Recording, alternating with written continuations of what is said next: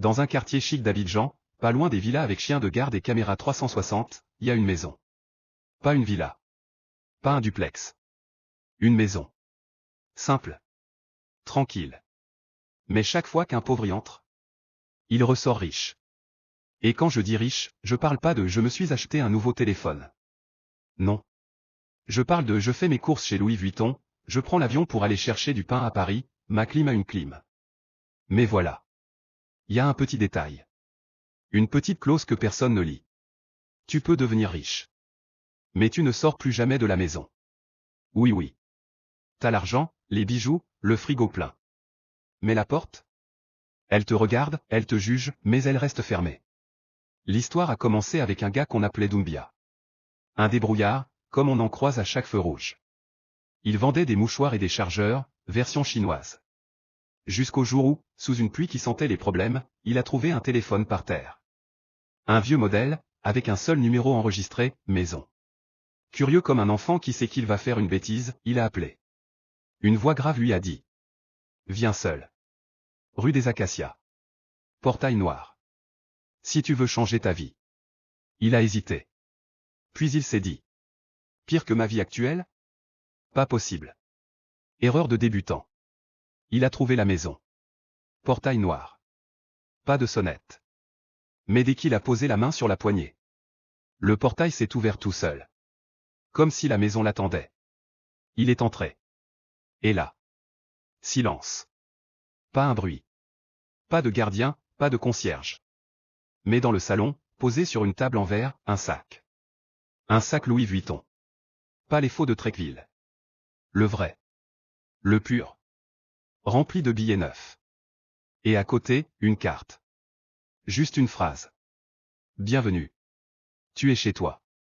Doumbia a regardé le sac. Puis la carte. Puis encore le sac. Il a rigolé, un rire nerveux, comme un voleur qui vient de découvrir qu'il est seul dans une bijouterie sans caméra. Il a sorti quelques billets. Touché. Senti. C'était pas du faux. Pas du Monopoly. C'était réel. Il a crié dans la maison. Et y a quelqu'un? Silence. Même les murs refusaient de répondre. Il s'est assis. Comme un roi sur son trône. Puis il a dit tout haut.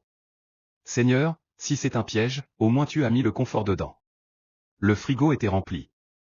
Champagne, poisson braisé, glace Häagen-Dazs, même du garbas sous cloche en verre. Là, Doumbia a compris un truc. Ce n'était pas une blague. Ce n'était pas un rêve. C'était sa nouvelle vie. Il a dormi comme un bébé sponsorisé par une pub de matelas orthopédiques. Et le matin, quand il s'est levé, il avait un costume repassé, posé au pied du lit. Chaussures italiennes, montre en or posée sur la table de nuit. Il a ouvert la porte. Enfin, il a essayé. La poignée a tourné. Mais la porte n'a pas bougé. Comme si elle lui disait. Non, non. T'as signé. Tu restes ici. Il a ri encore. Il pensait que c'était un petit problème de serrure. Mais après 2 heures à forcer, à taper, à prier, la porte n'a jamais cédé. Il a voulu casser la vitre. Elle n'a même pas tremblé. Et c'est là que les premières larmes sont venues. Des larmes confuses, entre joie et angoisse. Entre je suis riche et je suis enfermé. Il a allumé la télé. Elle s'est allumée toute seule, sur une seule chaîne. Une vidéo. Une autre personne. Assise sur le même canapé. Qui disait. Si tu regardes ceci, c'est que toi aussi t'es tombé dans le piège doré. Bienvenue au club des captifs millionnaires. Doumbia est resté figé. La vidéo continuait. Un homme d'une 40aine d'années, avec une barbe taillée comme un artiste, habillé en pyjama Versace, regardait la caméra droit dans les yeux. J'ai été comme toi, exactement comme toi. Fauché, affamé, désespéré. J'ai trouvé la maison, où elle m'a trouvé, je sais même plus. Et depuis, j'ai tout ce que je veux. Sauf, la sortie. Doumbia s'est levé. Il a crié. C'est quoi ça? Une caméra cachée? Un film Netflix? Mais la vidéo a continué. Tu vas avoir de la visite. Des gens vont toquer. Te proposer des deals. T'offrir des objets que tu n'as jamais rêvé d'avoir. Mais surtout, ne quitte jamais cette maison volontairement. Doumbia a haussé les épaules. Il a jeté un œil à la fenêtre. Rien. Que la mer? Et un silence lourd. Comme si le monde l'avait oublié. Puis, minuit. Pile minuit. Toc toc toc. Un bruit sec, net, précis. 3 coups. Comme un policier qui a le mandat. Doumbia s'est figé. Il a approché la porte, lentement. Très lentement. Il a demandé. Qui est là? Pas de réponse. Mais une enveloppe est apparue. Glissée par-dessous la porte. Dessus, une simple phrase écrite à la main. Acceptes-tu le deuxième cadeau? Doumbia a ouvert. Un stylo doré, et un petit carnet. À l'intérieur, rien que des pages blanches. Sauf la première. Il y avait écrit. Écris ce que tu veux, et tu l'auras. Doumbia a rigolé. Un rire nerveux. Il a balancé le carnet sur le canapé. C'est bon, j'ai compris. Je suis dans une télé-réalité mystique là. C'est pour YouTube. Je vais pas jouer votre jeu. Mais l'envie, cette petite voix en lui. La même qui pousse à gratter un ticket de loto, même quand on sait qu'on va perdre. Il a repris le carnet. A pris le stylo. Et a écrit, presque pour se moquer. 1 million de francs CFA. En liquide. Maintenant. Il a refermé le carnet. S'est affalé sur le canapé. A regardé autour de lui. Rien. Juste ce silence toujours aussi pesant. Mais quand il s'est levé pour aller aux toilettes, il a trébuché. Sur une valise noire. Qui n'était pas là avant. Il l'a ouverte. Des liasses. Des billets neufs. Propres. Rangés comme dans une pub de banque. 1 million. Pile. Doumbia s'est assis. Main sur la bouche. Yeux écarquillés. Le souffle coupé. Puis un rire. Un vrai cette fois. Un rire incontrôlable. Il a sauté. Dansé. Il a crié. Mais c'est quoi cette maison? Il a couru à la fenêtre. La mer était toujours là. Mais elle semblait, plus proche. Comme si la maison avait bougé.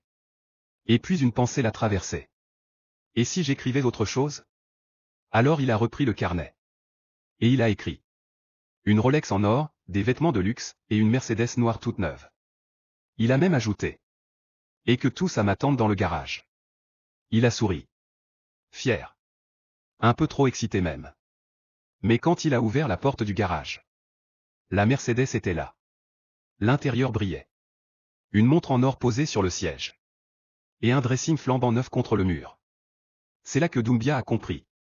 Qu'il était en train de goûter à un pouvoir dangereux. Et que le vrai piège. C'était pas la maison. C'était ses propres désirs. Doumbia ne dormait plus. Il écrivait. Encore et encore. Des montres, des millions, des costumes, un compte bancaire rempli, une villa à Bingerville, une carte Visa noire sans plafond. Tout devenait réel. Il testait la maison comme on teste une application magique. Et à chaque vœu réalisé, il riait plus fort, les yeux brillants de folie douce. Mais il a commencé à remarquer des détails. La mer était de plus en plus proche. Chaque fois qu'il ouvrait les rideaux, elle semblait avoir avancé. Et la maison, elle, grinçait. Respirait. Comme un être vivant. Un matin, il a écrit un vœu simple. Une femme magnifique pour me tenir compagnie. Et quand il est descendu au salon, elle était là. Assise. Belle. Silencieuse. Trop silencieuse. Elle l'a regardé, mais n'a pas souri. Ne parlait pas. Elle faisait tout ce qu'il voulait, mais comme une poupée programmée. Doumbia a eu froid. Un frisson. Pas à cause de la clim. Il a décidé de partir. De fuir cette maison trop généreuse. Mais à la porte, un message gravé dans le bois. On n'entre pas ici. On y reste. Il a ri, pensant à une mauvaise blague. Il a tiré la poignée. La porte n'a pas bougé. Il a crié. Foncez sur les fenêtres. Verre trempé. Incassable. Et dans le salon. Le carnet était ouvert. Et cette fois, il écrivait tout seul.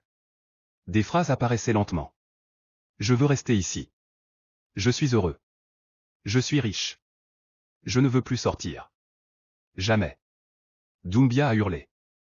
Il a essayé de le brûler. Impossible. Le feu s'éteignait avant de l'atteindre. Il a alors fait ce qu'il n'avait pas fait depuis le début. Il s'est tu. Assis dans un coin. À observer cette maison qui exauçait tout, sauf la liberté. Et c'est là, dans le silence absolu, qu'il a entendu une autre voix. Une voix d'homme, dans une pièce voisine. Puis une autre. Et une autre. Il a ouvert les portes une à une. Et là, il les a vus. Des hommes. Beaucoup. Assis dans différentes pièces. Bien habillés. Entourés de richesses. Tous avec un carnet identique. Et tous, le regard vide. Comme s'ils étaient piégés dans leurs propres rêves. Doumbia a refermé la porte. Lentement. Le carnet flottait à nouveau. Une dernière ligne est apparue. Bienvenue à la maison. La richesse t'appartient.